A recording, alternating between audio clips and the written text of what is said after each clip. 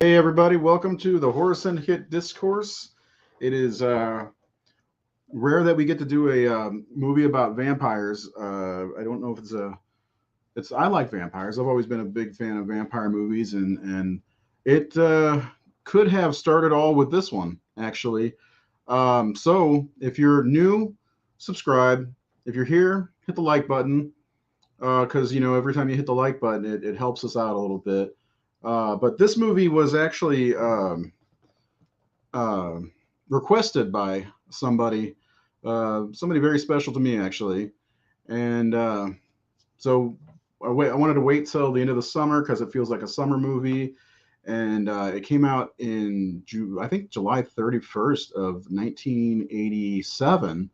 And I think I was 8 because I saw it on HBO for the first time, and I was hooked, man. It's a fun movie.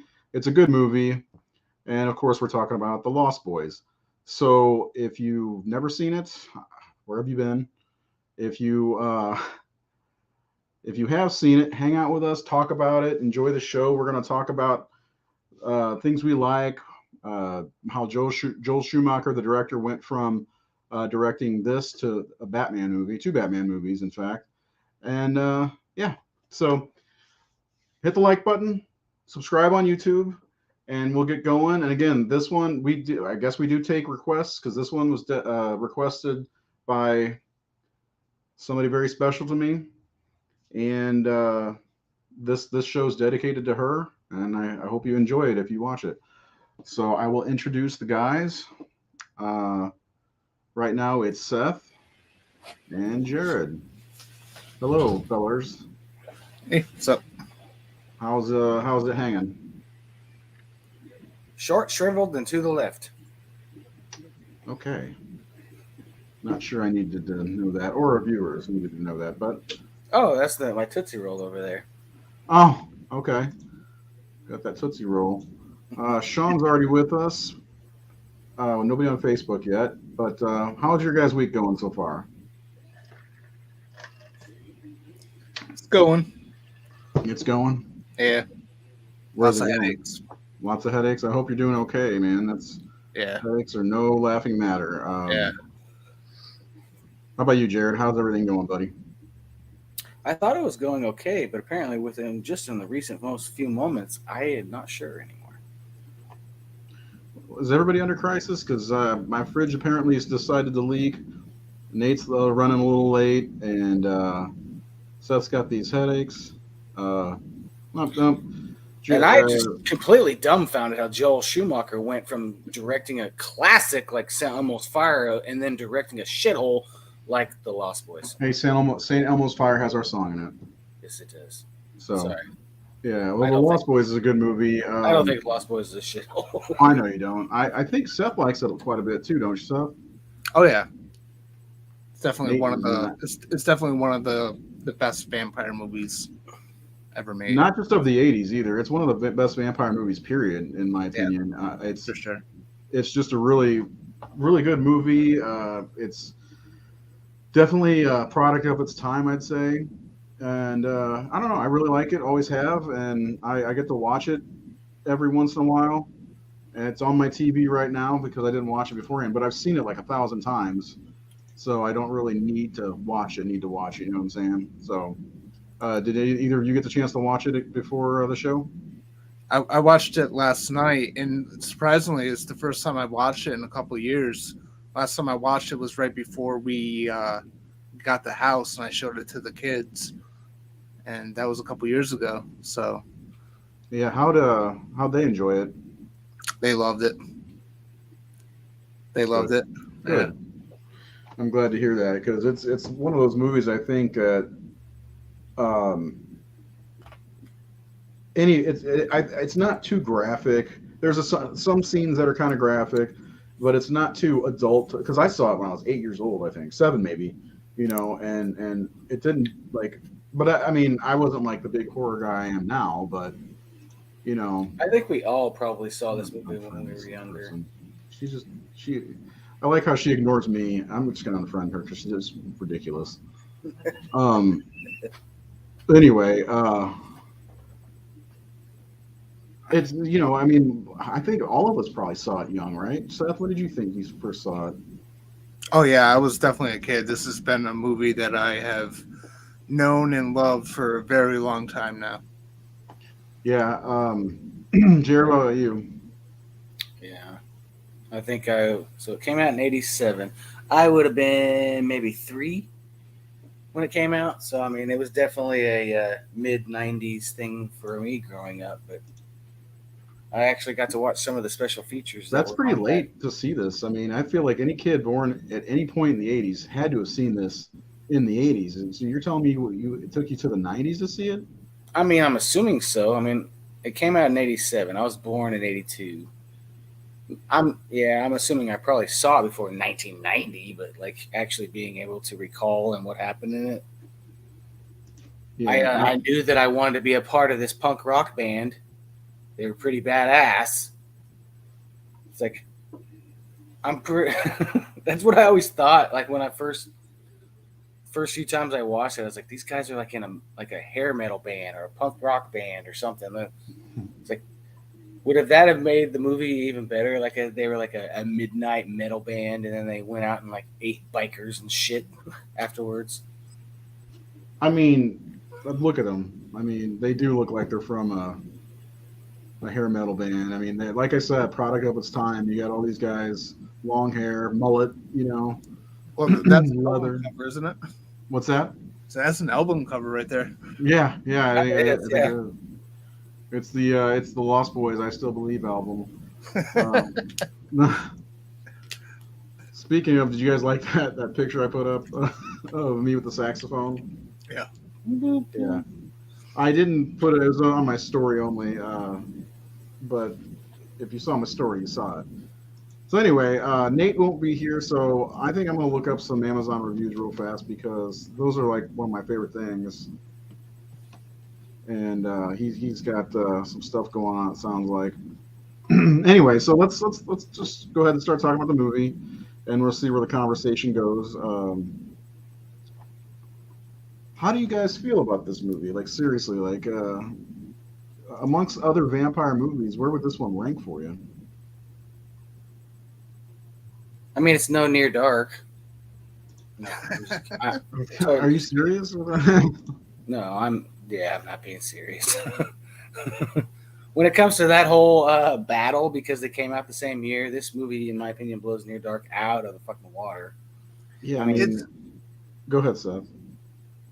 No, Jared, I'm sorry, I didn't mean to interrupt you. You're fine. I was just going to say they're both like great movies in their own rights, but they're two totally, completely different movies. Yeah, well, that's pretty much what I was going to say. It's kind of like American Werewolf in London and The Howling. Both came out in '81. Mm-hmm. Both of they're two of the greatest werewolf movies ever made. They're very distinctly different from each other, and there's just people just have a preference. But it's like there's many. I mean, we don't live we don't live in Highlander rules here. There can be more than one. Yes. So that's my philosophy on it. I think it's definitely one of the top 5, at least, best vampire movies ever. Top 5, yeah. I think I can agree with that. I'd give it my top 3. Right? Yeah, I mean, like, it's very deep in my heart. Like, what else would you put in the same, scope of, like, what else? What other movie? Like Dracula? I mean, which Dracula? First of all, I mean, Fright Night. I know a lot of people love Fright Night. Bela Lugosi's Dracula for me. Yeah, Lugosi's Dracula. But like, seriously, like, what else would you put? Nosferatu would be my number 1, but you guys know how big I am on Nosferatu. Yeah, I do. It's just okay for me. Actually, I find it super boring, but of course, everyone does. Well, it's silent. Sorry, I wasn't born. Wasn't alive in 1922 to really grasp the, what this movie is. Oh, you didn't see it? You didn't see it in 1922? You're not a real horror fan. I didn't. Unfortunately, there's so much drama in this movie right now. I can't hear anything, but there's so much drama. I mean, I look. I'll give Nosferatu the respect it deserves, but to me, it's just not for me. That's all I can really say about it. It's just not for me. The Lost Boys is though, and yeah, like I said, I think I saw this and Monster Squad around the same time. So I have like very fond memories of both of the movies. That sounds about It also came out like around this. I also saw Dream Warriors around the same time, so that was a really good like time to be a little kid horror fan. You got all these cool movies coming out, and The Lost Boys was another one of the cool movies that came out. I just really enjoyed it, and I still enjoy it to this day. Although last time I watched it was back in June or something like that, and I don't remember why I was watching it, but maybe it was May. Anyway, I was watching it and I started kind of giggling at some of the shit that was happening in the movie. I'm like, oh my god, this is ridiculous, and started questioning some of the rules that were going on in this movie, with the vampires and. Because there's always rules in vampire movies, and they all kind of share the same rule set for the most part, and I don't know. But let's start at the beginning. The shirt Seth's wearing, definitely one of the best. Prince of Darkness, yeah. I do like that movie quite a bit. Actually, that was in my top 60s list the other day. So if we start at the beginning of the movie, you get a look at the boardwalk, got a kind of feel of the area this movie takes place, and then there's an attack right after you see the vampires. I'm gonna call them vampires throughout the whole movie because I'm from the world of True Blood. Yeah, I gotta go check the thing. You guys talk. Sorry, I gotta keep an eye on it. Go ahead. The thing. Okay. Is he baking something in his laboratory? He was saying that he's having an issue with his refrigerator. Oh, that's right. Shows how much I pay attention. Yes. Yeah. Do you have a favorite scene or a moment from this movie? I don't know if it's a favorite scene or a favorite moment. There's a lot of fun moments in this movie. Is that where you want to start with favorite stuff? Because my favorite thing is Corey Haim having a poster of Rob Lowe on his wall showing off his midriff. Like that's one of the things I laughed at. I'm like, why does he have that poster? Why does he have a sexy Rob Lowe in his room? Yeah, like I think he also has a giant one of Molly Ringwald too. Yeah, yeah, because the scene on right now is he's reading the vampire comics, Vampires Everywhere or whatever. And the grandfather brings the beaver in or whatever, and you know what I'm talking about.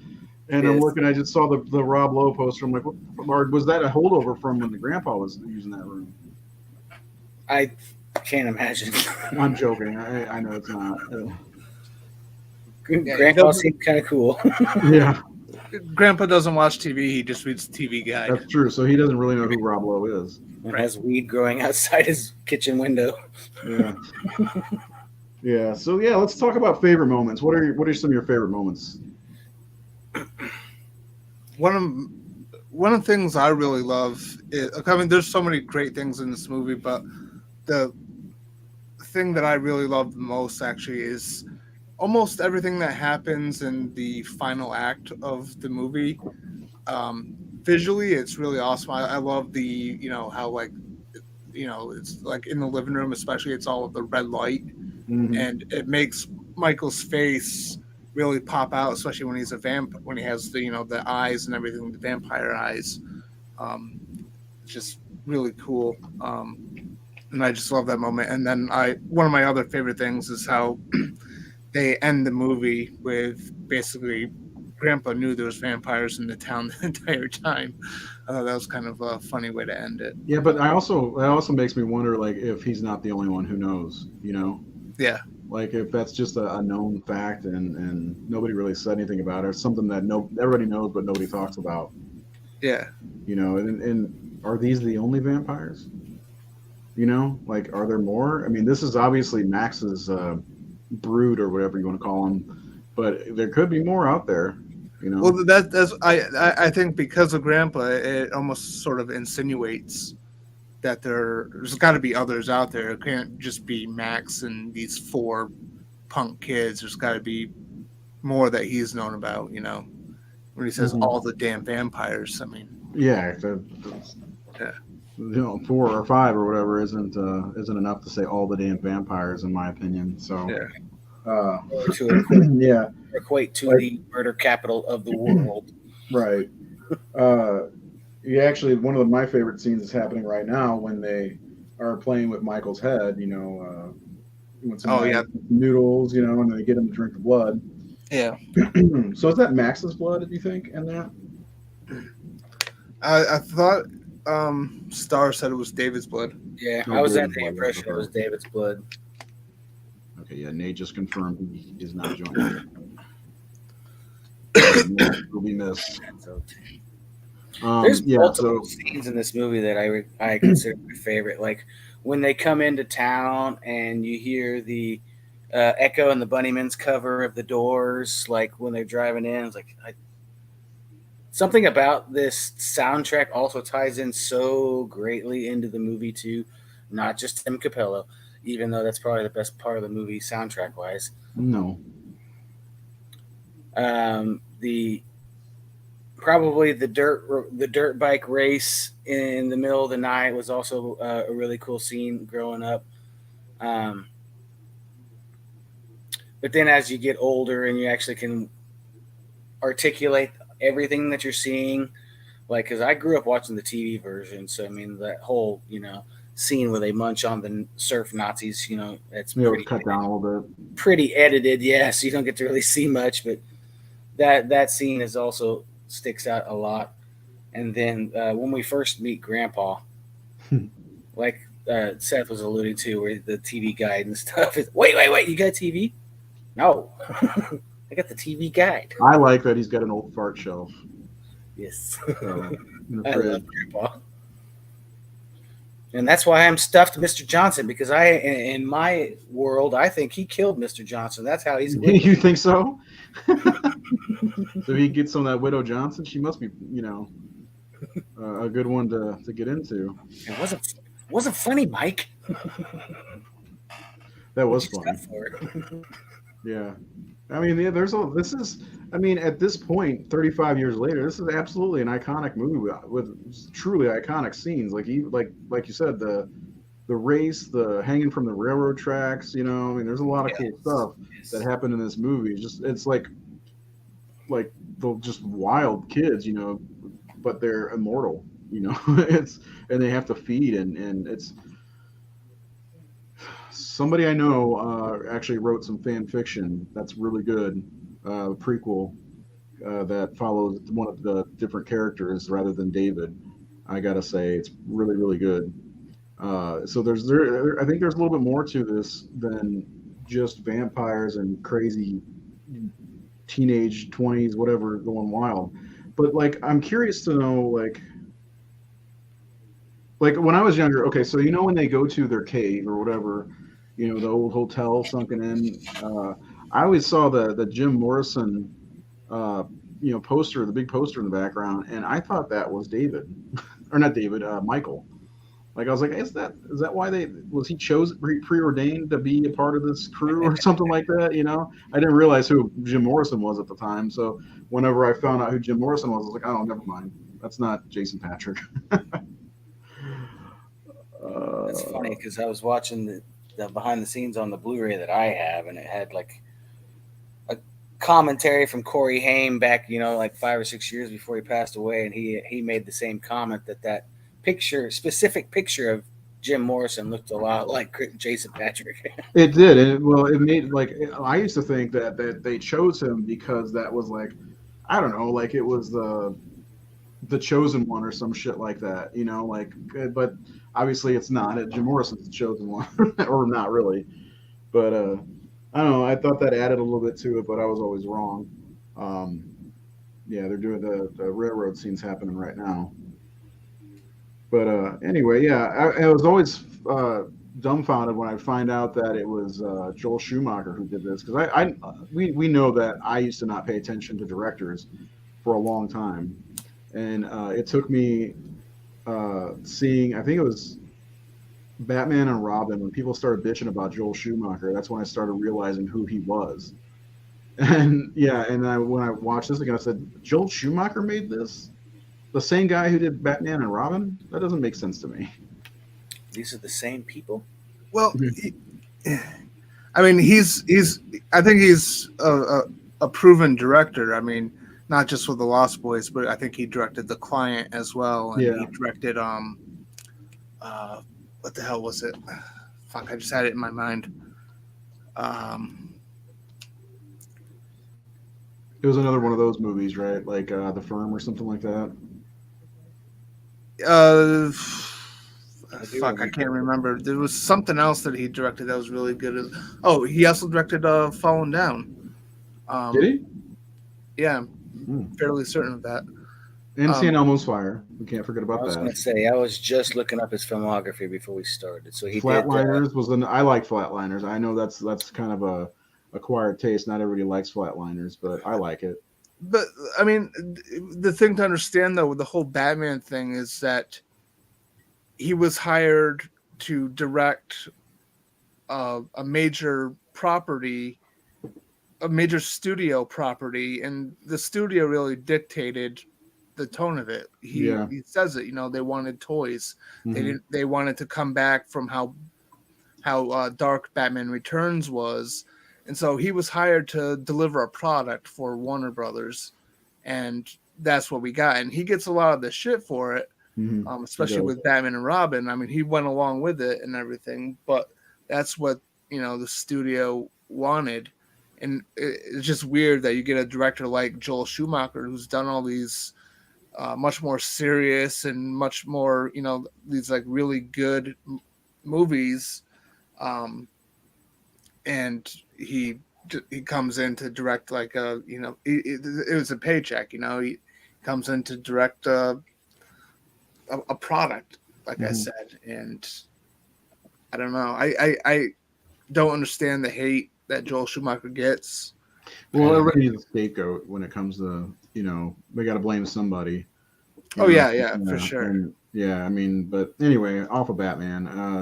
So Well, I, after Flatliners, he did Falling Down, like Seth said.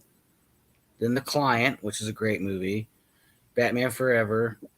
Then he did another Grisham novel, A Time to Kill, which was a good movie yep. as well. that's okay. Yeah, And then Batman and Robin, obviously. Then after that, he did that Nicolas Cage movie, 8 mm, and I Yeah. actually love that one. yeah, that was a good movie, if I remember correctly. I only saw it the one time back, when it came out. And then Uh, Phone Booth was another one that was really good that had Colin Farrell in it. I didn't remember him directing that one, but I remember that one being a good one.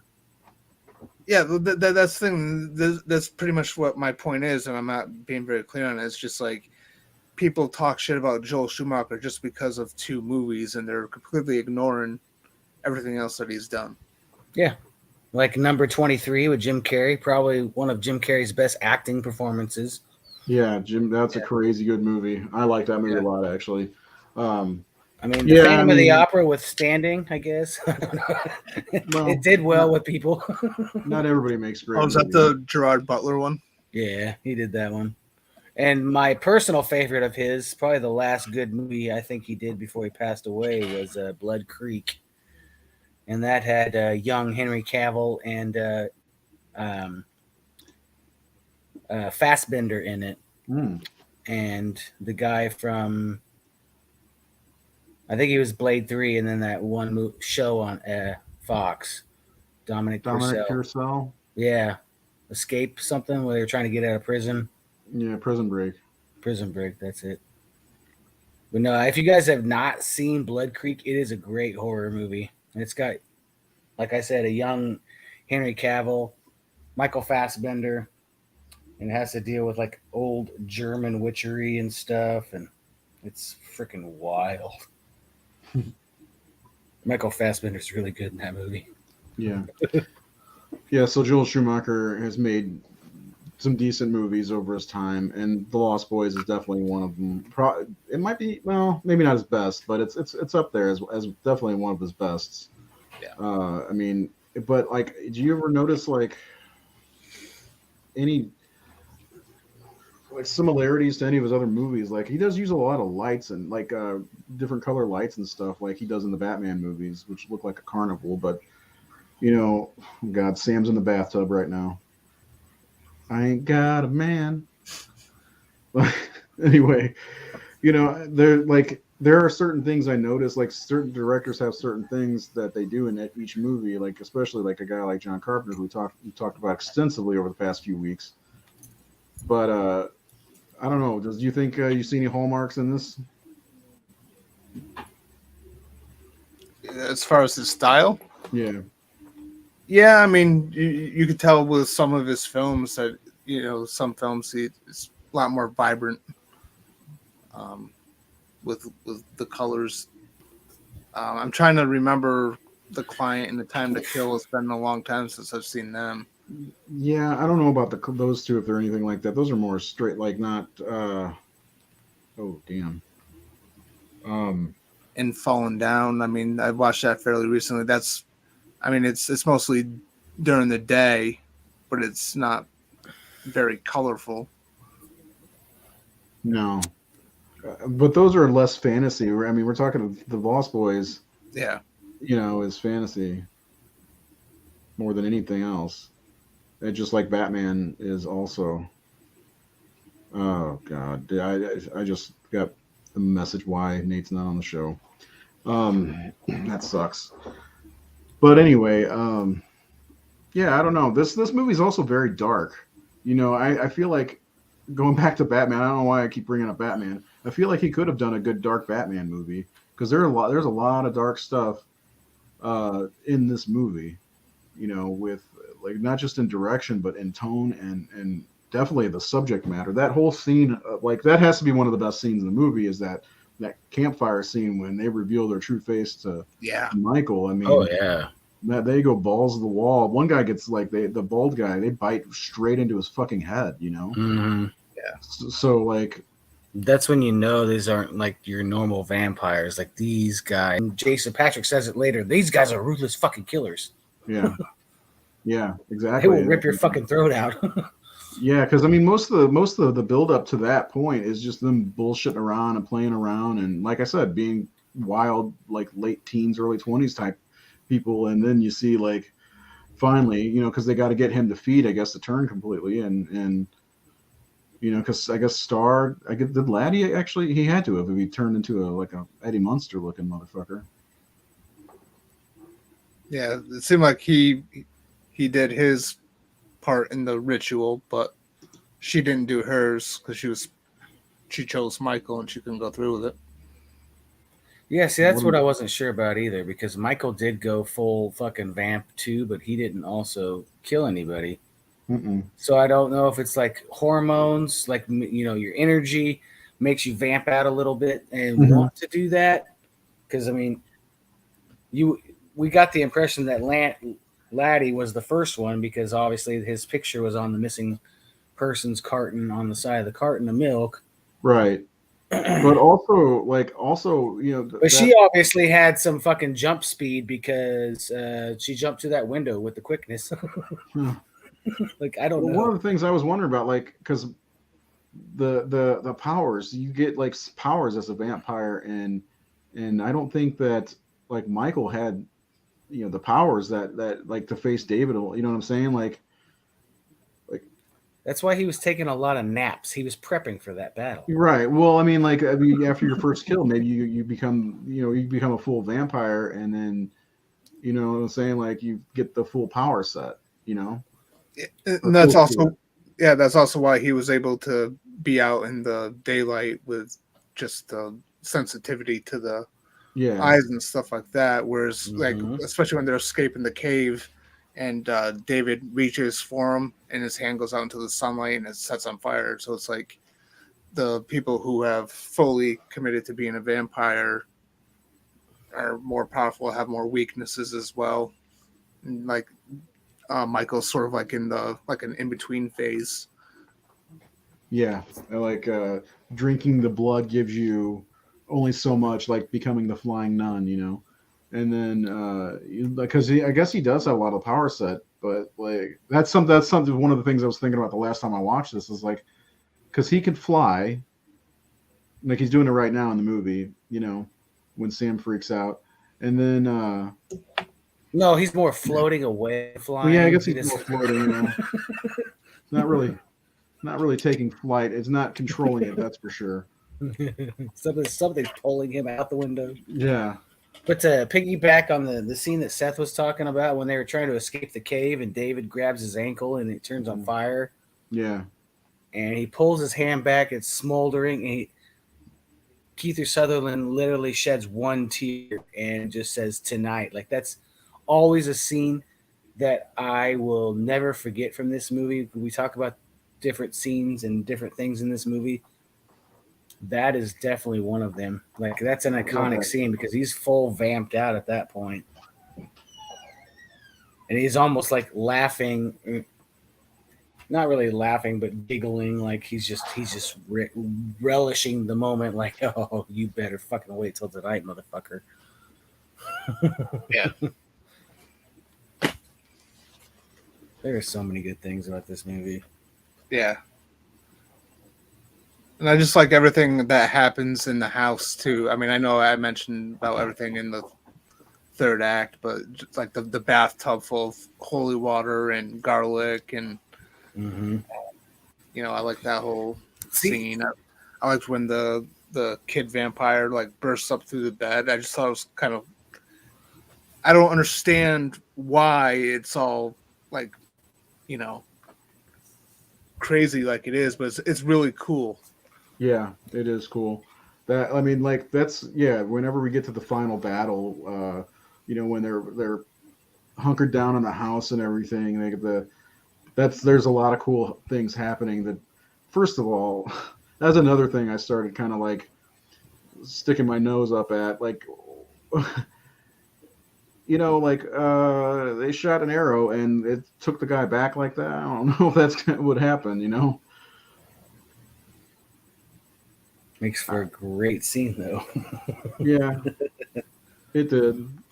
And I'm wondering if Joel Schumacher had seen Monster Squad before he directed this movie, because like a lot of the third act, like Seth was saying, a lot of it reminds me of the build-up and the prep work that the kids from Monster Squad did. That's a good question. I don't think so, because they shot this in June of 1986, and Monster Squad came out around the same time, right? It came out in 87, didn't it? Let me look. I think that's one of the things I like about the movie, though, is that, there's some similarities between the two, when it comes to stuff, the prep and getting ready for the final fight. Monster Squad was, what the fuck is this? It's a TV show. I want the movie. August 14th, 1987. So they came out 2 weeks apart. They literally came out the same year. Okay. Well, that point is moot. Damn. Yeah. Okay. Just a couple of wild similarities between the Monster Squad and the Lost Boys. Well, the funny thing with that too is the Lost Boys, the original script, all the characters were much younger. They were all like, I mean, even Michael, they were all much younger kids like that.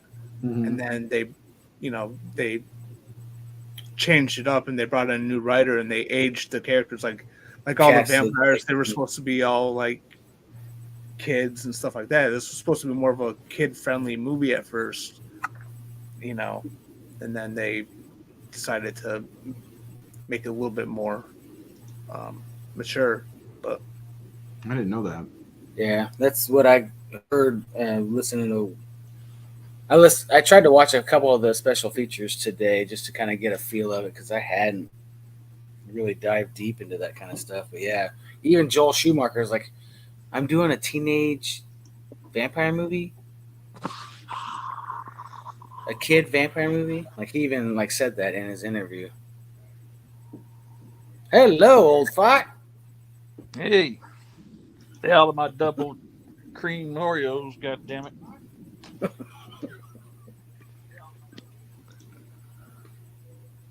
Hey guys, how's it going?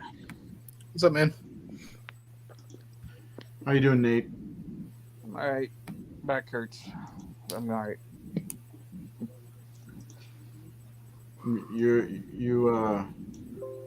You okay? Do you have some reviews today, or do you not want to do that? Yeah, I got some. I could laugh.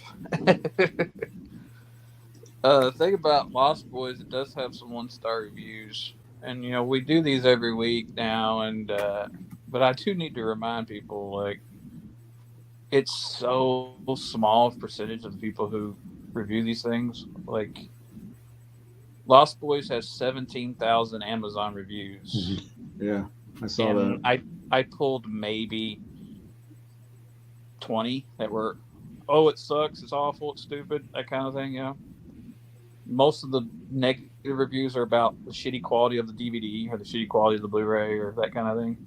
I tried looking some of them up, and they were talking about bootleg. It's a bootleg. Yeah, a lot of that, like, I see that, like, Scream Factory gets blasted all the time on almost every movie you do. But yeah, it puts it in perspective. Like, so many people who hate stuff, there's just such a small percentage all the time. There's so many people who love these movies, and it puts it again. 17,000 people. There's probably 50 people that reviewed it that hated it. Hey, you too, Alex. So yeah, let me see if I can pull them up and I'll read the Lost Boys. Get your little image up. There you go. 1-star reviews. That's dying. Okay. Let me know when you're ready. Go ahead. Okay. 1-star review. Nope. I blame the wife for this. That's weird. 1-star review. Don't need it. Too old. That's it. Too old? Too old.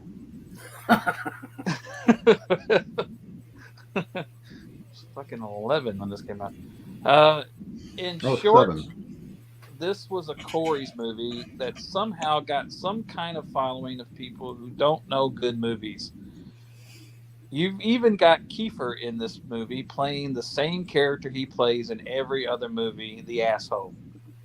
If you want to see a better movie with Kiefer playing the asshole and only one Corey, watch Stand By Me. And check out Fright Night. Even the remake was better than this. Trash. This movie is awful. This movie makes little to no sense at all. Sounds confusing. I don't know. 1 star. Cheesy, tacky, and boring to the core. Yet another ridiculous vampire flick. I finally got to see this pathetic, predictable, and utterly ridiculous film about picking up a copy in the $3 bargain bin at a local retailer. What is it with the vampire theme that impels Hollywood to crank out mostly second-rate films on the subject decade after decade ad nauseum? I'm sure it has something to do with the short attention span and reduced expectations of America's youth culture today, including the 80s. For some bizarre reason, vampires sell. Kiefer Sutherland with fake fangs and fake blood spurting out of kitchen sinks and toilets is about as stupid and mindless as a movie can get. I want my $3 and 96 minutes of my life back.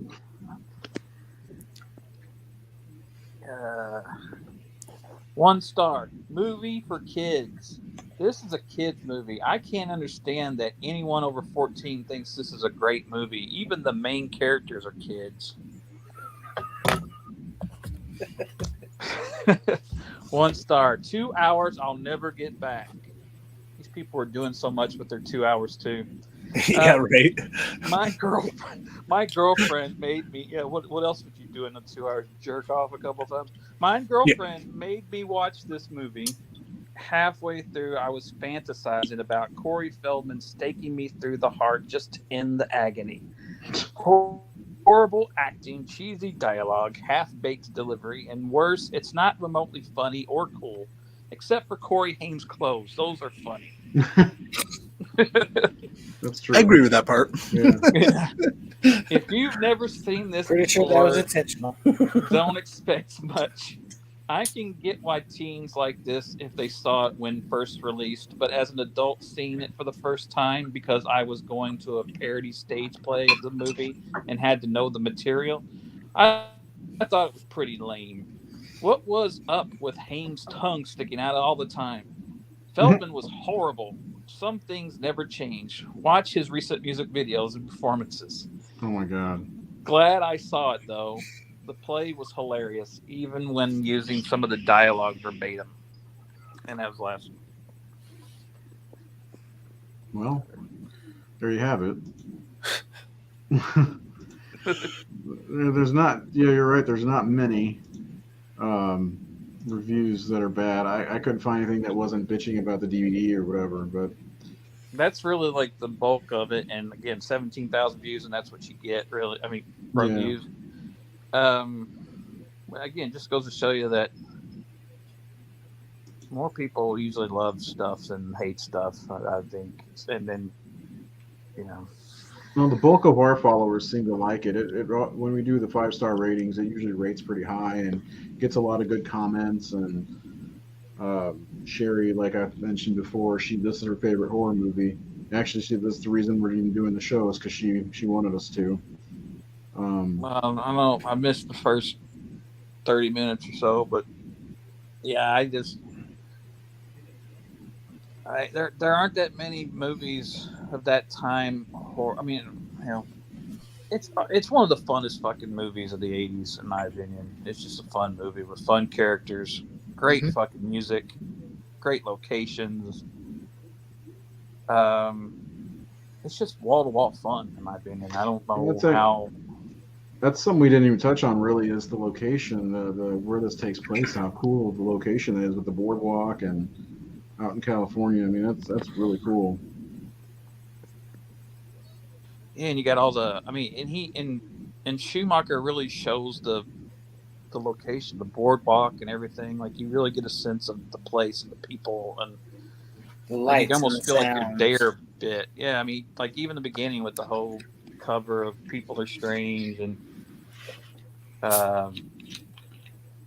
just showing the people having fun at the carnival and boardwalk and the comic book shop, all these little cool things. I mean, it's like we've been to little places like that, and you kind of,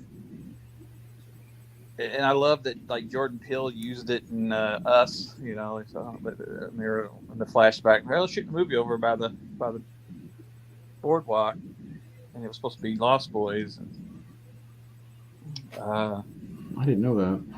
Yeah, you didn't know that? Yeah, the part in the beginning where she's at the carnival and her dad wins her, like, the Thriller shirt or whatever. Yeah. They say, oh, yeah, they're shooting a movie over by the thing. They're in Santa Carla or whatever. Is it Santa Carla? Is that what it is? Yeah. Yeah. That's where the mirror room is, the mirror house that she goes to and all that is where they're shooting Lost Boys. Are the mirror people? Are they vampires then? I don't know. And I always dug the underground motel place that they hang out with. Jim Morrison portrait in the back and all that. I thought that was cool. I don't know. I just remember when this movie came out, I had never seen vampires like that. I thought it was really cool. They really tapped into the heavy metal youth of America at that time because that's what was in vogue. I mean, like, 1987 was all about Guns N' Roses and Motley Crue, and that's what we see. We see them as vampires. I think I mentioned this before the other day that the kid is a kid from Pumpkinhead on our Pumpkinhead show. The little boy that's a vampire. Yeah, I think I remember you saying that. Yeah. He's Ed Harley's son that gets killed. Who, Laddie? Yeah, little Eddie is the kid from Pumpkinhead. Really? The kid with the glasses? The kid with the glasses? Mm-hmm. I didn't know that. I don't know a lot of stuff, apparently. Yeah, you would not, like, even remotely recognize him without those, like, Coke bottle glasses. Well, I guess it worked for Clark Kent, so, I mean, right? Yeah. That was good speed there, Ray. Thanks. Yeah, I mean, what have you covered, or what should I catch up we with? kind of talked about favorite scenes, and we extensively talked about Joel Schumacher's filmography. Oh, But it he's was got an like, how did he go interesting. from this to Batman Forever and Batman and Robin? And we talked about some of the other things he's done, which Joe has a very interesting filmography because what his first ones were like St. Elmo's Fire and Yes. stuff like yeah, that. His Or big one was St. Elmo's Fire, yeah. DC Cab. I love that movie. Yeah, like he had a very and yeah, he said he did Batman, but he also did like really. Didn't he do Falling Down? Didn't he do that Falling Down? Yeah, Yeah. Yeah, Falling Down's fucking awesome, and 8mm I think is very underrated. I love 8mm, Yes. and I love this movie. He did what Flatliners after this one, didn't Yes. Mm-hmm. yeah. I like Flatliners a lot. I know there's a few people who don't really like it, but I really like it a lot. he? Yeah, Joe really didn't get tied down to any type of film. He was a very across the board guy. I think he would have done anything. He did the two Grisham novel movies too. Other thing I love about this movie, it was shot by the guy who shot Taxi Driver, Michael Chapman. Yes, we haven't gotten to that fucking part yet. And Beautiful Raging film. Bull. Yeah. Beautiful looking Michael film. Chapman or Matt Chapman. Damn it! He plays for the Blue Jays. God damn it! I know his last name's Chapman, but I mean he worked for Scorsese, okay? Yeah. And I was actually watching one of the behind the scenes extras on the Blu-ray, and Schumacher was completely surprised that they even had him as a possibility for a DP because he had directed Tom Cruise and All the Right Moves already. Like he was wanting to try to move to being a director, not just a DP. Yeah. But like they had him in the same spot, and he was fucking over the hill about doing a vampire movie. Like this was the only reason he wanted to do it. Like Yeah. Cool. And he did. I think he was nuts. I think he was in the camera department on Jaws as well. Damn. So yeah, that guy was a heavy hitter. Yeah, I love it. It's got a great cast. It's got really great characters. I know people. We mentioned on Near Dark gets brought up so much about this movie because they came out at the same time and they have similar plots, both vampires. But I like Near Dark, but it doesn't touch this film in my opinion. I just don't see them in the same league. I think, of course, budget had a lot to do with that, but at the same time, like this movie has such colorful characters. The vampires are extremely interesting in Near Dark. The two main leads, I'd rather watch Corey Feldman and Corey Haim and Diane Wiest and Jason Patrick and them all day long. Yeah, I love Diane Wiest. I love Diane Wiest. Diane Wiest is one of the great underrated actors. I mean, she's not really underrated. People who know acting, they like Diane, but yeah, like in this and Hannah and she her had sister. literally won the Academy Award the Yeah. year before doing this movie. She did Parenthood before this one, or was it after? After. Or was that Hannah and her sisters? Was the one before this one? It was the Hannah and her sisters that she won the Academy Award for. Yeah, and Joel Schumacher was like completely floored that she would even remotely want to do the movie. Yeah, it's just a really fun movie. Again, the music, Jesus, right away. I'm to NXS music and Echo and the Bunnymen. It's just got so many great songs in it. Yeah, I took a drive last night by myself, kind of late, and I was driving down the highway listening to "Cry Little Sister." That song is like so good. It still holds up. It's got one of those memorable, like as soon as you hear it, it's like hearing that opening guitar licks on like Dream Warriors or something. It's like it takes me back to 1987, 1988. Like just instantly. There's just something about even like Near Dark has that when they go into the bar, when you first go in the bar and you hear that. that song start. You know. But like Lost Boys just has that one after the other in the soundtrack. Even the guy with the saxophone. I mean, come on. Tim Capello. Yeah. Well, I remember I read up about him. He played with a lot of big bands, right? He toured with Tina Turner for a long time. Tina Turner, yeah. I mean, this guy, and he played with some other big names. It was legit. It's just sad that people just make fun of him now because of this movie. But yeah, no, he was a legit like touring saxophonist. Yeah. Yeah, I guess I kind of made fun of him too with my picture I took with the saxophone. He knows your hero. Yeah, my friend Brett told me I should do that, and I was like, I'm not really up for that, and I did it anyway. Elizabeth has had two saxophones, so I did it, and you guys got to see it.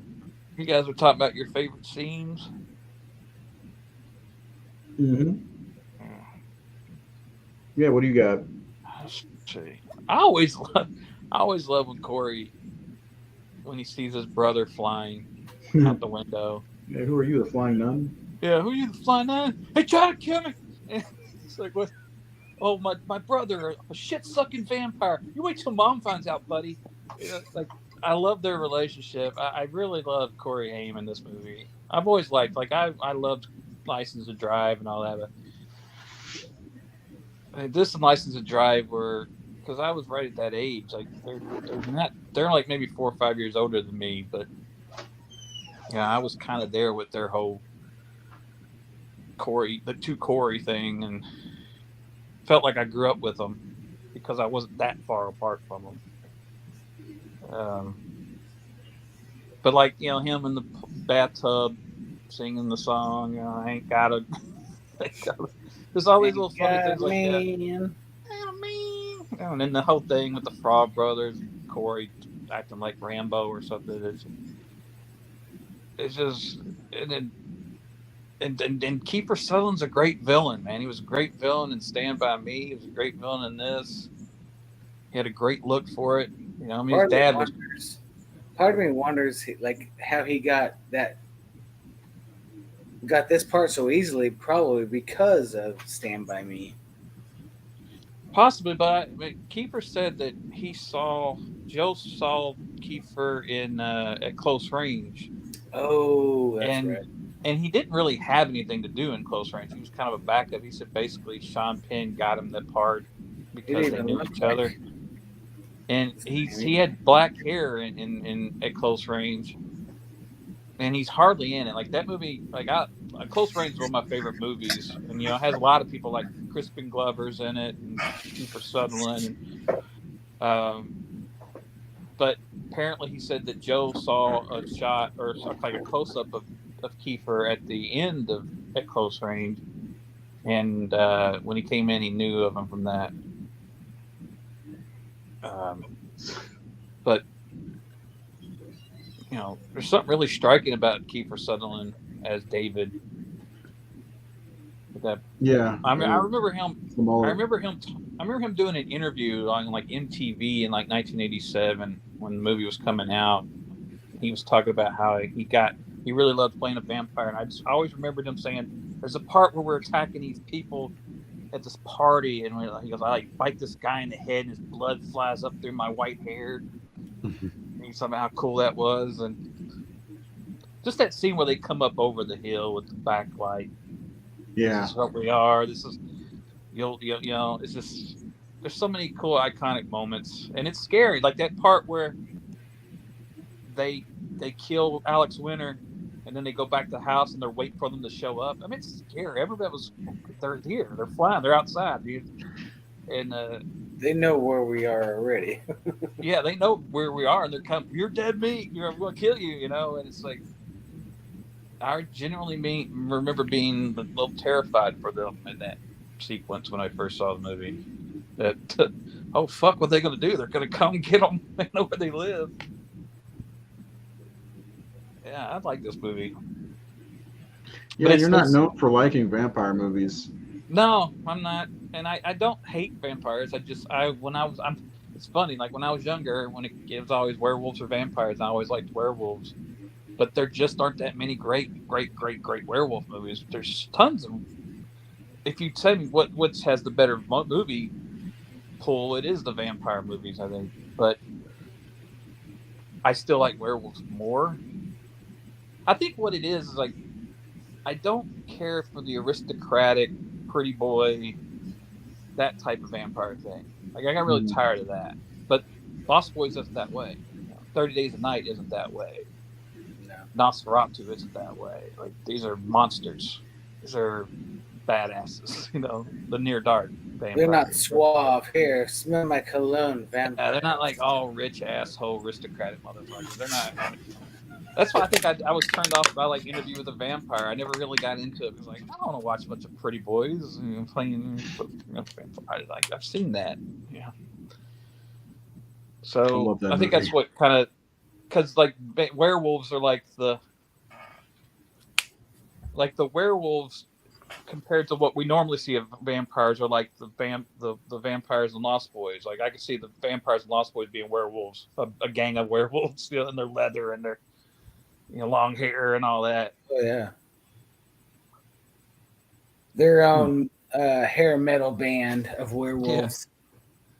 There's just something a little more animalistic about werewolves, of course, because they're animals. But I think that's kind of like what I liked about Bram Stoker's Dracula is that we see Gary Oldman in both fashions. We see him turn into a wolf character and a bat creature, and like the monster element was still there. It wasn't just this aristocratic, good-looking guy, but there was a transformative creature of the night there that could turn into this and turn into that, and in his real form he was hideous and that kind of thing. So yeah, I mean I like vampire. I did a vampire comic book at one point, which I tried to fuck with the image of what people think are vampires in it. But I like Lost Boys a lot. I think it sucks that because it was so popular and so mainstream that people want to shit on it and discredit it and go, I like this one better because nobody else likes this one. But sometimes popular movies are popular because they're fucking good. Yeah, I mean, this is a good, fun movie. I mean, it's got a little bit of everything. We were talking about earlier that it almost doesn't have like an age limit to like. Have you shown your daughter, Nate? Yeah, you can show this one to. This is a good starter horror movie for kids because it's scary enough and it's violent enough that other people can get something out of it. But it's not too over the top enough to introduce to younger generations. Yeah, and I could get the people who are maybe annoyed by the Corys. I could see that. Like if you were older, because I remember that on an episode of Goldbergs they were talking about when they homaged the Goonies. Evan Goldberg's like he's exactly my age. I think we were born like the same month in like 1976. And he was obsessed with Goonies and he wanted to do Goonies, and he found out a lot of the older people on the crew did not like the Goonies, and he was surprised. And they said, "Man, those kids were annoying as fuck. These people were like, 20 in 1985 or 18 in 1990, and they just found Sean Astin and Corey and all them annoying little kids." So I could see some people like not really digging Corey Haim and Corey Feldman, but then like. If you were older, how were you not like into like Jason Patrick or Jamie Gertz or Kiefer? Jamie Gertz especially. She's some really good-looking people, man. I was gonna say I first saw Jamie Gertz in Crossroads with Ralph Macchio. Oh yeah, good movie. movie. That one. Oh, that's a good. That's right, Walter Hill. It's Walter Hill. You gotta just look up that guitar battle at the end with Steve Vai. Yes. Yes.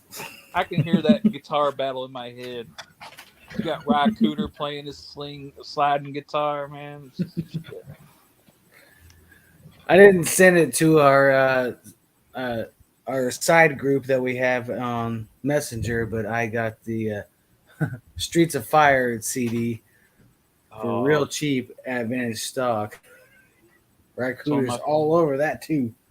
One of my favorite films, favorite soundtracks. They never released his Raccooners score though. They one or two songs, but it's pissed me off. I've always wanted that whole complete because a lot of it's like Link Ray songs re-recorded by Raccoon.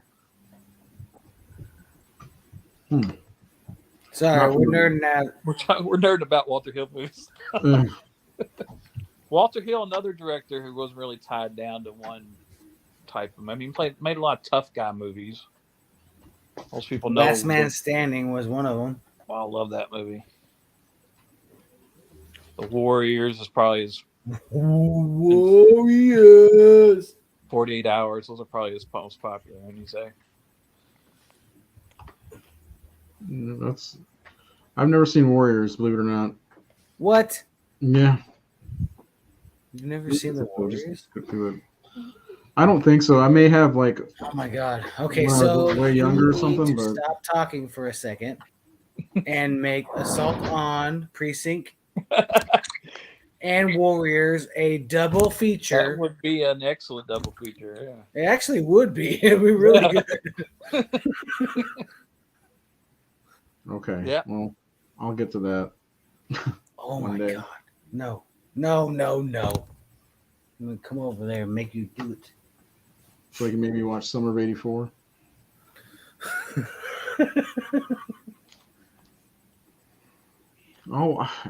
Is it streaming somewhere? Let me look because what? It's the Warriors movie. Yeah. The Warriors.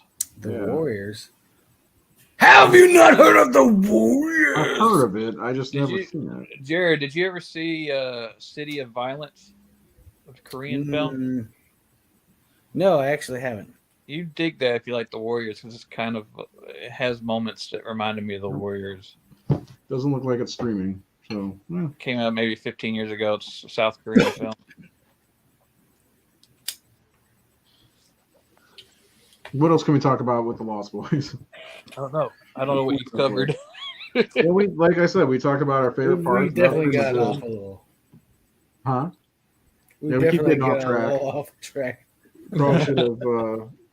I didn't think I thought we'd have more interaction on this one because I thought it was very beloved by many people, but I guess nobody wants to watch us talk about it. Sometimes there's just movies that everybody's talked about, everybody's seen. Like I put it on last night or night before, and I was kind of drawing while watching it because I got to watch it for the show, and I'm like quoting the whole fucking thing. Yeah. And my wife's like, "Why are you watching it? You know it's." It's like I don't know. I haven't watched it in like a year or two. I got to familiarize, but it is one of those movies. Like I'm just sitting there saying every line, and it's one of those ones we watched that got a lot. Yeah, I think I've seen it at least once or maybe twice a year for the past 35 years. I remember when it came out, it was on HBO, and I said that at the top of the show. I watched it every time it came on, and it was always back in the old days. Whenever you'd flip through the channels and something would pop up, and this would pop up. It was one of those movies I could watch at any point in the movie, and I'd stop and watch this. It is definitely one of those movies. It is definitely a movie. It's like, hey, what's on? Lost Boys is on. All right, let's watch that. Because you can watch it, you can pick it up at any time.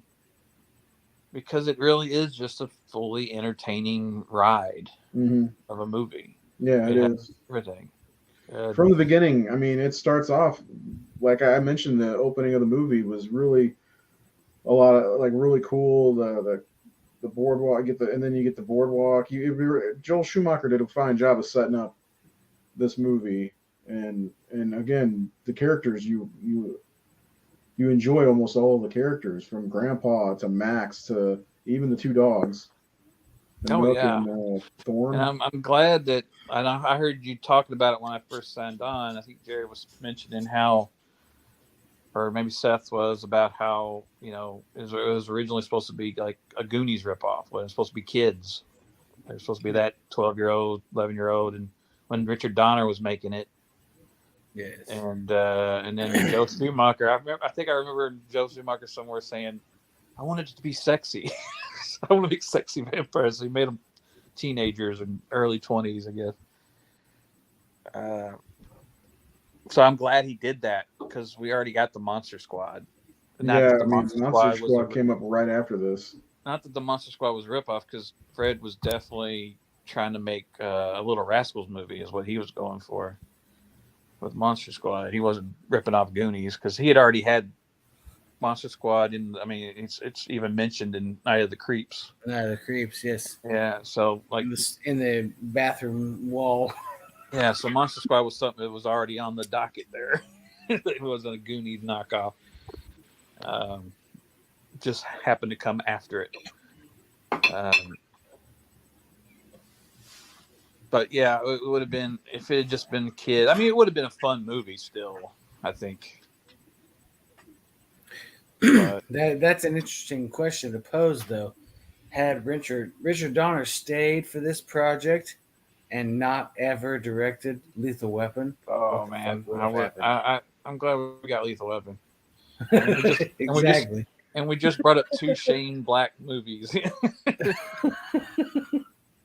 And I was just talking about Shane Black earlier because I was talking about Predator with somebody about 2 hours ago. But Richard Donner left this to do Lethal Weapon. I was like, I can't hate you for doing that because we got what we wanted with this movie. But like, what would this movie had been like if Richard Donner had stayed to do it? And out of everything Donner's done, as much as I love Superman and all that, Lethal Weapon's my favorite Richard Donner movie.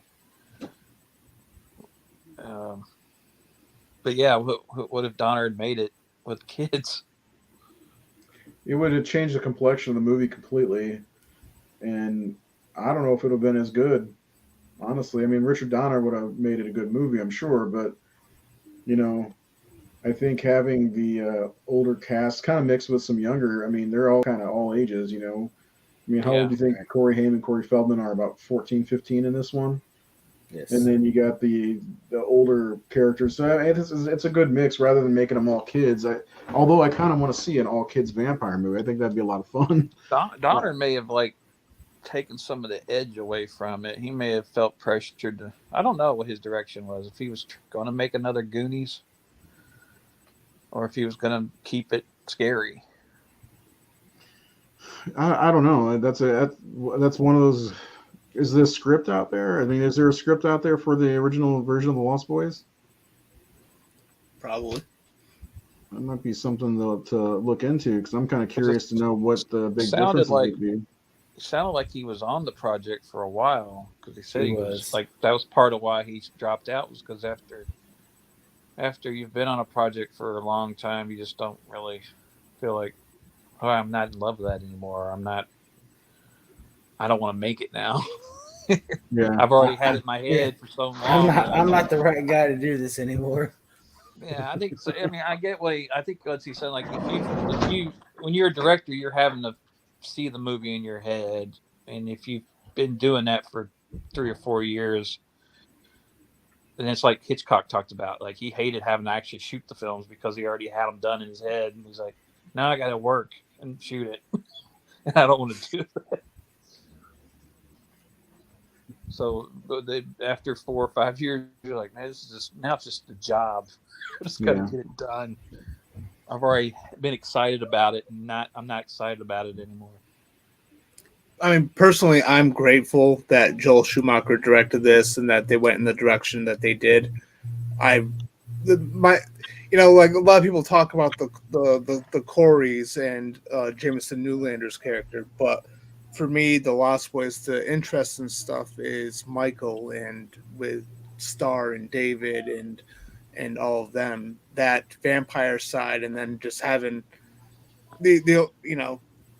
having the kids be the ones, because kids always have bigger imaginations anyway and are more willing to accept the truth of what's going on more so than the adults. And and like you mentioned too, the dynamic between the brothers, between Sam and Michael, it seemed natural, like big brother, little brother relationship, and with the big brother always going out, he's Yeah. falling for peer pressure in a way. He turned traitor for a piece of tail. Oh yeah.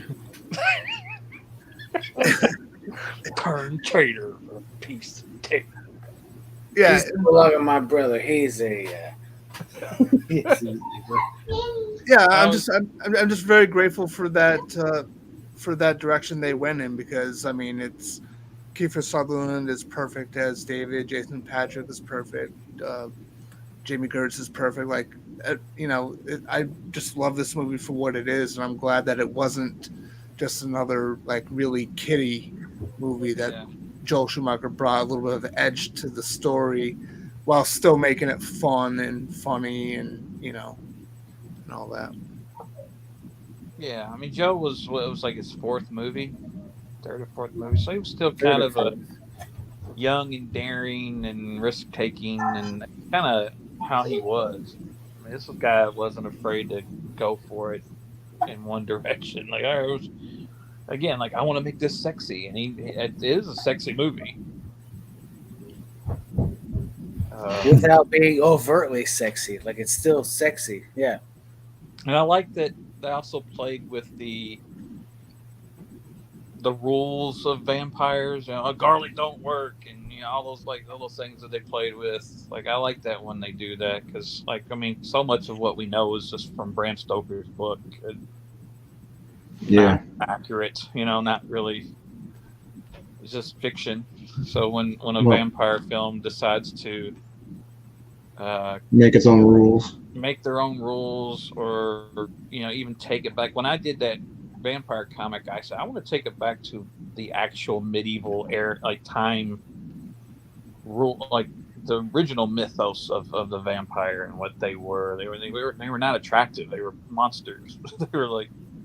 They were probably plague victims, and that's where the whole thing came from. They were probably somebody with deformities and illnesses, and were mistaken for monsters in reality, and I want to make them creatures. That's what I loved about 30 Days a Night. Like this is what a vampire's supposed to be. Just a animal that just needs to feed. And those are probably that's what I like about it. Yeah, I mean, it's really nice to see, especially with the things we've gotten over the last 10, 15 years with vampires, where Twilights and stuff like that, They made it romantic, It's the romance of vampires, which is fine, but I mean, Dracula was all about sex. I mean, that's what was going on. The guy coming in your bed at night.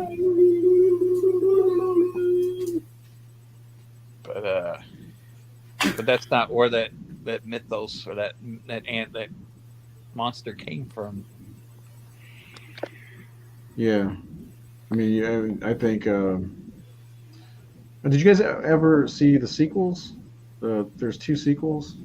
Mm-hmm. I think I saw the first one, but I don't remember much. I started watching the first one of them, and I don't remember almost anything else other than.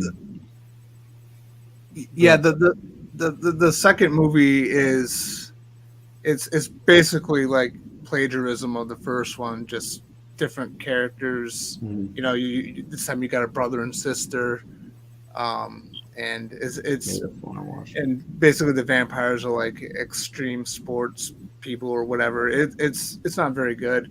The third movie, I would argue, isn't all that bad. It definitely lacks the style and the charm and all that of the first one. It's completely inferior in every way, but it's a huge improvement over the second film. There's some nice little pot shots towards the author of Twilight, and it's got some really fun moments in it, and a nice little, because it came out after Corey Haim died, and I think they handled that very well in the movie with the Sam character. So if you watch 2 and 3, they're not great. They're not even close to being, the quality of the original film. But you might have a little fun with the third one. Is Feldman in both of them?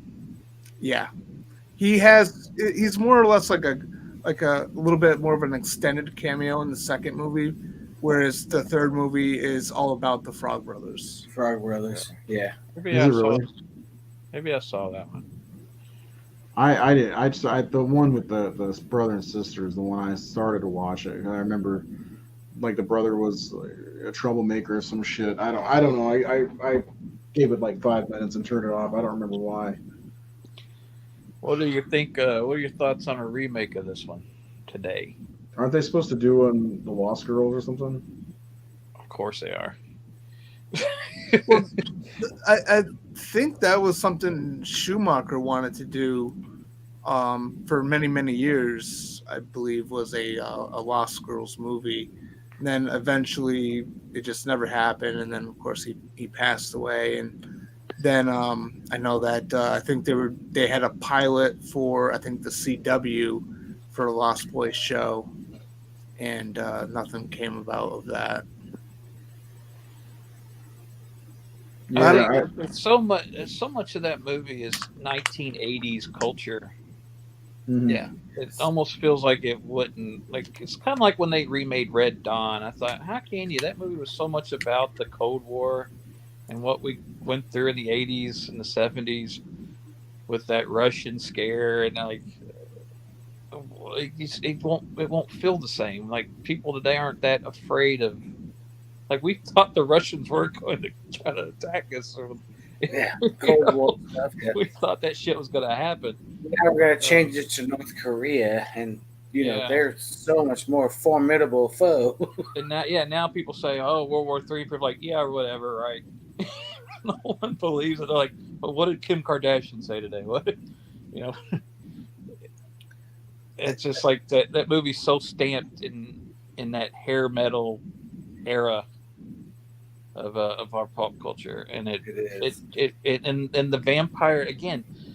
Those vampires, and I guess we got to give Near Dark, with Bill Paxton's character, credit. We had not seen vampires like that ever. The counterculture. I mean, there were some, but not. There was really just a whole different take on the vampire. And I'm sure I'm going to take some flack for this, but the Near Dark vampires, compared to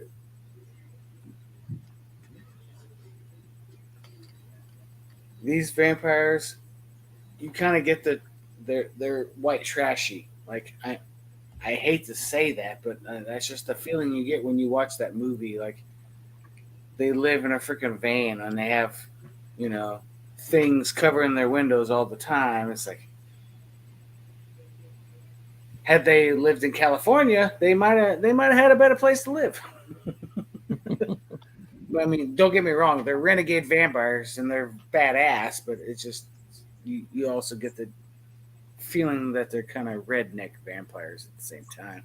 And I hate saying that because I love that movie. Well, I mean, I like it kind of helps make it stand out, though. I mean, it's definitely different, and I mean, I can't think of too many vampire films before Lost Boys and Near Dark where it was really where there was a pack of vampires. I mean, typically speaking, you see or that in your beforehand, face, and it's just It's not Dracula, right? Exactly, and it's just like, but it's like one vampire, Mm-hmm. And you got these two movies from '87 where it's about a pack of vampires, and they're both unique in their own way. It's wild that they both came out the same year. It's really wild that there's similarities. And there's both about this character who falls for a vampire girl and, gets mixed up. I mean, it's just, there's so many similarities. It's just crazy that they came out. I don't know how much different timing, but I know the same year. But they're completely different films aesthetically and tone-wise, and that it's just a shame they have to there has to be that debate all the time because they're both excellent. They are. Well, yeah, There's so many things that Near Dark does better, and vice versa. Like, one of the things I Near mentioned, Dark came out in October. I'm sorry, what's that? Near Dark came out in October. One of the things, Nate, that I mentioned when we first started this episode was it's sort of like American Werewolf in London and The Howling. You know, two of the best werewolf movies ever came out in '81. Yeah. They're both completely different from each other, and there's always that debate about which one is better. They're both highly regarded. They're both completely different from each other. But I mean, it's weird how these things happen. It's just like, you know, Armageddon and Deep Impact and stuff like that. Where Tombstone and Wyatt Earp. Yeah. Like, I mean, those came out the same year, and I remember, like, I liked Wyatt Earp more myself.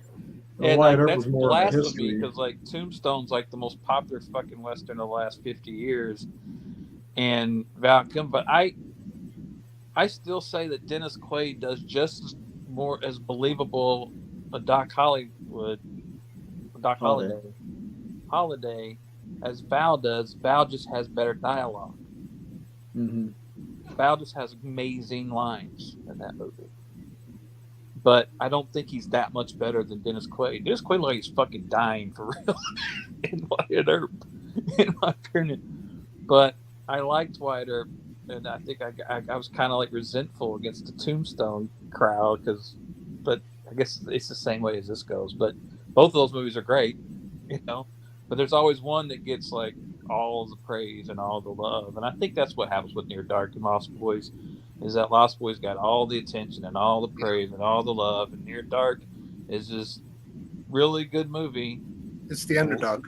It's the underdog, and it also is more mature. It doesn't have the kiddie shit going on in it. It's more violent, probably. And it's got that James Cameron cinematographer and crew. I mean, basically, James made that. His people made that movie, basically. And well, his ex-wife directed that one, right? Yeah, I mean, with Bigelow directing, but it looks like It looks like the Terminator. Yeah.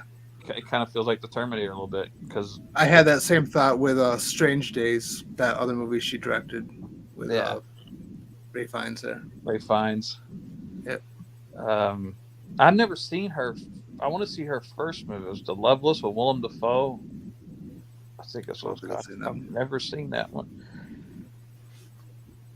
But yeah, when I watch Near Dark, I just see the cinematographer.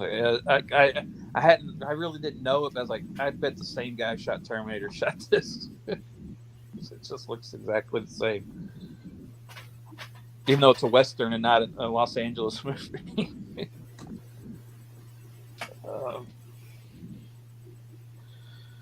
But it is just wild. I didn't even think about The Howling and American Werewolf. It's a shame because both of those are not only the incredible werewolf movies, incredible effects movies.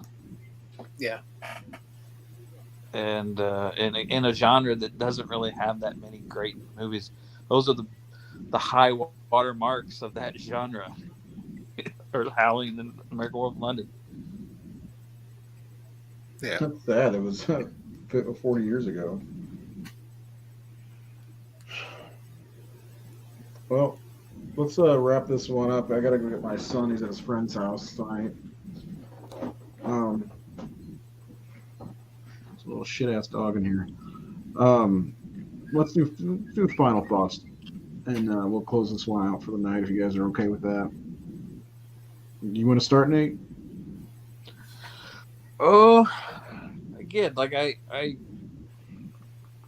this is probably one of the first horror movies, not one of the first horror movies I saw, but one that maybe eased me into becoming a horror fan because I really wasn't a horror guy when this came out.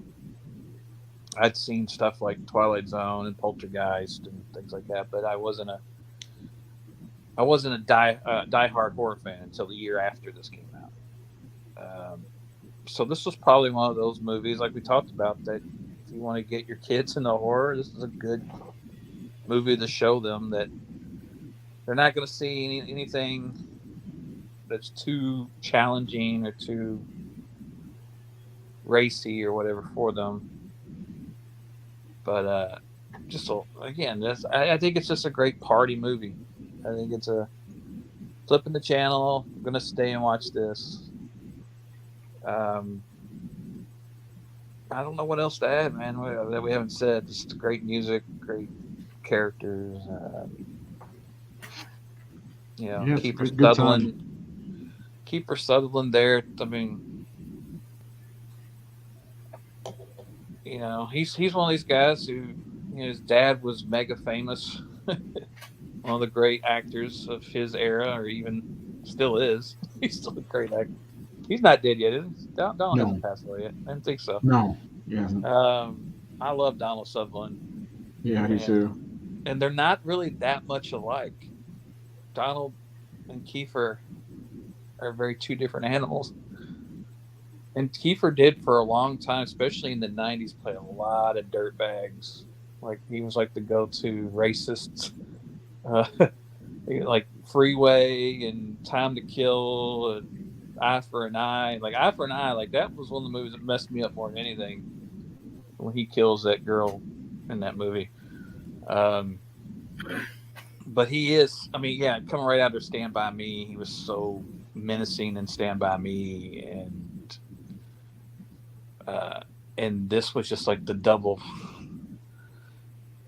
back-to-back badass tough guy, scary guy. I mean, he started off pretty good. Jason Patrick kind of fell out for a while. He didn't really have the career that I thought he would. No, he's good. I can't really think about what he's been in. I think the best thing I've seen him in the last 20 years was Narc. Was it Narc that he did with Ray? Was it Ray Liotta? I don't remember that one. That was a really good cop movie. But yeah, and the Coreys. I mean, this and License to Drive were kind of this is probably the biggest one they did, really. Yeah, this was the first one they did together. Yeah, and I mean, License to Drive was a hit, but it wasn't as big of a hit. And then I liked Dream a Little Dream. It's a little odd little movie, but and they did a bunch of forgettable ones, direct to video in the late 90s. Yeah, again, Diane Weiss. It's got Diane Weiss, man. That's all. And who's the guy that plays the grandpa? Because he's so fucking great. I love him. Every scene he's in is worth the price of admission. Just when he gets in the car, this is as close as I like to get to town. What's he put on? He wants some. What's he put mouthwash? What's he put on his face when he's going out on his date? Windex. Ah, okay. And then that great final line that he has when he comes in and all the hell's gone on, and just that's the problem with San Carlo, all the damn vampires. It just, I think it's a perfect little 80s horror comedy action. It crosses all the borders. You got a love story, you got it all. It's kind of like a Romeo and Juliet. Romeo and Juliet to me has everything in it. It has fights, it has horror, it has science fiction, it has a love story, it has drama, it has politics, it has everything. And Lost Boys kind of has a bit of everything in it. I think you said that earlier, right? So yeah, I did, but always can be said more than once. Jared, you got any final thoughts? Not anything outstanding that I can think of, but I mean, it's one of those movies that kind of like he was saying, where like if it's on TV, I'll pop it on and watch the rest of it. Like, it's just one of those movies that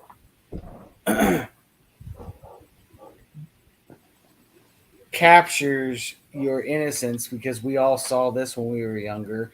So I mean, like, it's regardless of what's going on right now, I would watch it. Like, literally, if it was on TV, I would just watch it no matter where it was at. I don't care. But I mean, there was a couple of points that we brought up earlier in the film that I like, or podcast, not the film, that I wasn't privy to until I watched some of the special features that makes me like this movie that much more. the fact that Richard Donner pushed for this movie so fucking hard, and he's like, okay, fuck this. I'm gonna do a better movie called Lethal Weapon. I'm gonna bring in this guy that my wife really liked because she helped him produce St. Elmo's Fire. His name is Joel Schumacher. Let's bring him in.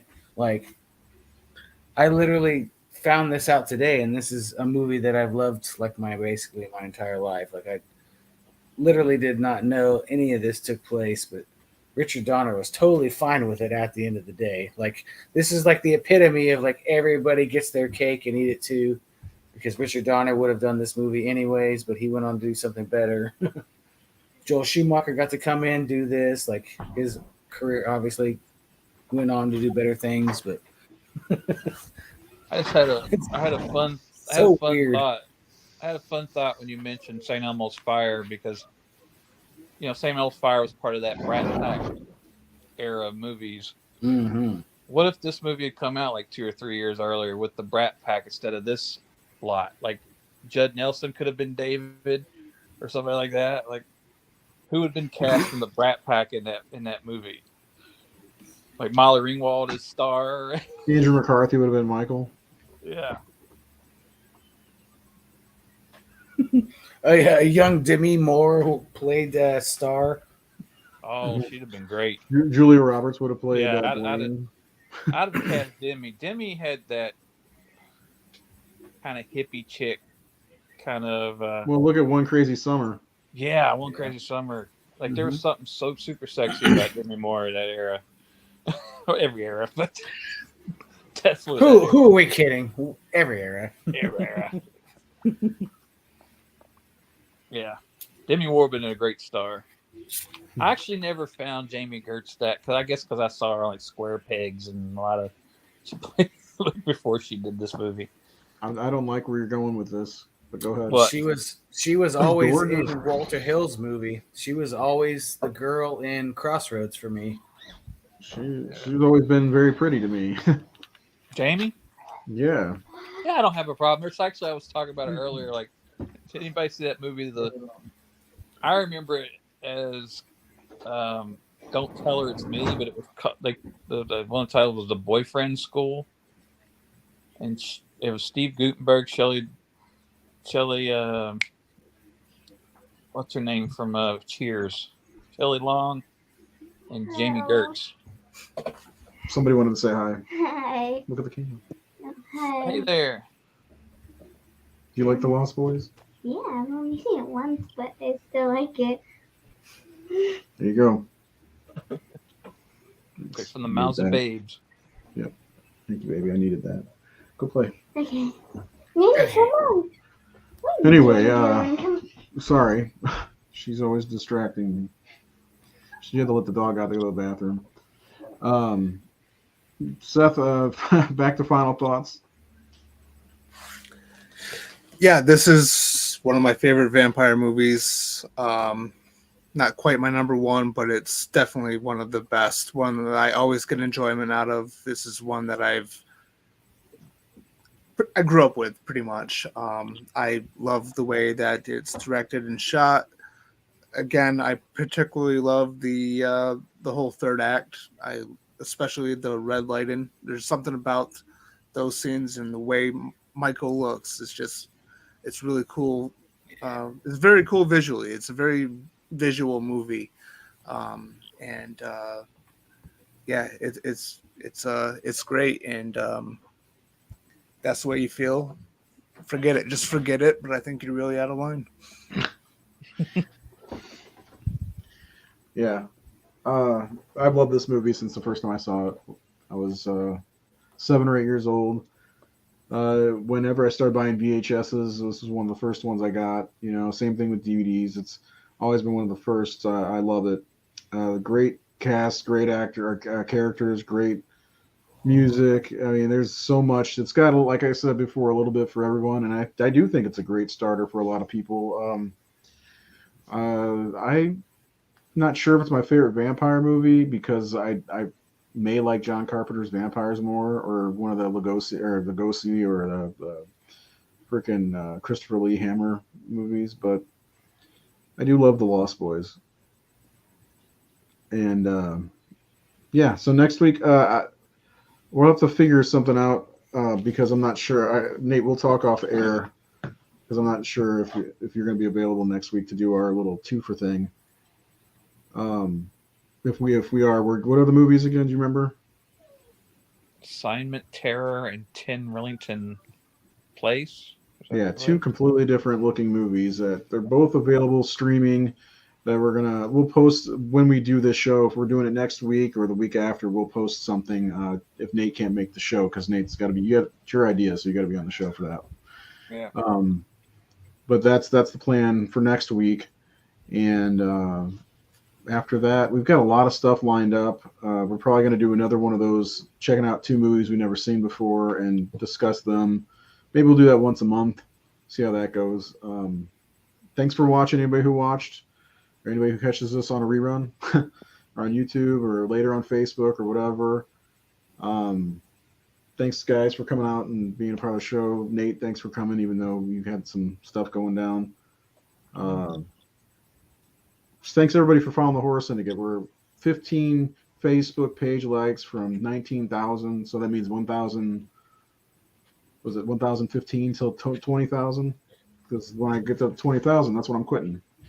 So, anyway, and for the person that this show is dedicated to, if you get the chance to watch this, or if you watch this at all, I hope you enjoyed your show, and I miss you. Talk to you later.